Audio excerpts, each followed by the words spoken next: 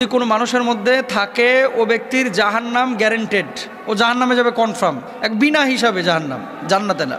আল্লাহ রাসূল সাল্লাল্লাহু আলাইহি ওয়াসাল্লাম বলেছেন, দেখেন আল্লাহ তাআলা কিন্তু কোনো মানুষকে জাহান্নামে পোড়ানোর জন্য বানান নাই। আল্লাহ বানিয়েছেন মানুষকে বড় মায়া করে, দয়া করে, রহম করে, মানুষ যাতে করে সুপথে ফিরে আসে, আল্লাহকে ডাকে, আল্লাহকে স্মরণ করে এবং আল্লাহর জান্নাতে যায়। কোনো মানুষকে আল্লাহ তাআলা ইচ্ছাকৃতভাবে জাহান্নামে জ্বালাবেন না, এটা আল্লাহ তাআলার বৈশিষ্ট্য না।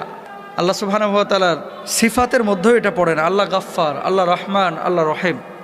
কিন্তু এমন কিছু কাজ আছে যে কাজগুলোকে আল্লাহ অত্যন্ত অপছন্দ করেন, নবী অপছন্দ করেন, কিন্তু এই কাজগুলো মানুষ অহরহ করছে। এই কাজগুলো করার কারণে মানুষ নিজের আশ্রয়স্থলটাকে জাহান্নামে বানিয়ে নিচ্ছে।